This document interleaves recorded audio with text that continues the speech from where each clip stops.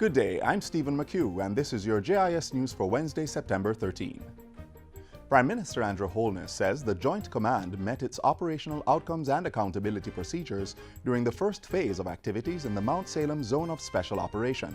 The Prime Minister was updating Parliament Tuesday on the Joint Command's report into its first 10 days of activities. Though it is early in the implementation of the first zone, the signs for peace and transformation of Mount Salem are positive. This is the first step, and it will yield tremendous benefits for Jamaica and all Jamaicans. The report was submitted to the National Security Council for its review in line with the stipulations of the law.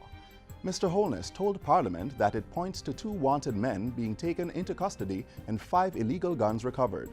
Lead sheets used in lottery scamming were also seized. The next 10 days will see the continuation of internal security operations to rid the zone of illegal weapons, ammunition, and contraband. The Mount Salem Zone of Special Operation is expected to last until Monday, October 30, at which time the Prime Minister may seek an extension. In the meantime, Prime Minister Holness says community engagement and social intervention activities have been ongoing in Mount Salem. He says the joint forces have held community meetings with residents to discuss job opportunities, community development, and social intervention.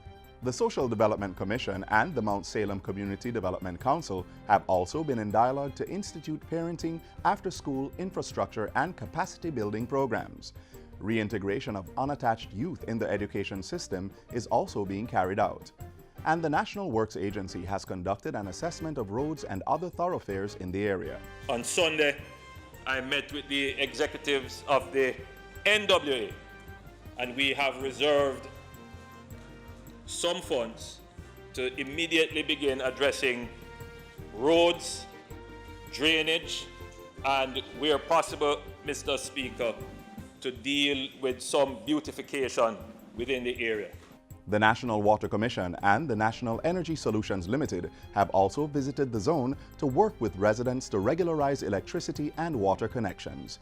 And Prime Minister Holness says a sanitation program will be instituted in Mount Salem and its environs. I've had discussions with the Minister of Local Government and with the head of the NSWA, and a program will be put in place very shortly to clean up the community, to take up all the garbage that is in the community. Still in Parliament, Local Government Minister Desmond McKenzie says the local Sub-Regional Coordination Centre has been activated to assist with recovery efforts for neighbouring countries affected by Hurricane Irma. Mr. McKenzie told the Lower House on Tuesday that the Local Coordination Centre was set up following discussions with the Caribbean Disaster Emergency Management Agency, CDEMA. It's tasked with securing and making logistical arrangements for transportation of relief supplies and manpower to the affected islands. The Coordination Center is also facilitating movement of humanitarian workers, including a 16-member United Nations team, to the Turks and Caicos Islands. The provisions of logistic support, securing and transporting relief to the Turks and Caicos Islands and the Bahamas, which includes, Mr. Speaker, roofing supplies, water, kits, and food items. Mr. McKenzie says the Office of Disaster Preparedness and Emergency Management is pursuing the deployment of a specialist team to carry out rapid needs assessment of the Turks and Caicos Islands and the Bahamas. In the meantime, the Foreign Affairs Ministry has been working with its High Commission Office in Port of Spain, Trinidad, and the Consulate in Turks and Caicos to ascertain the impact of the hurricane on Jamaicans in affected territories. Tourism Minister Edmund Bartlett has leveraged his position as chairman of the United Nations World Tourism Organization's Board of Affiliate Members to appeal for aid for Caribbean islands recently devastated by Hurricane Irma.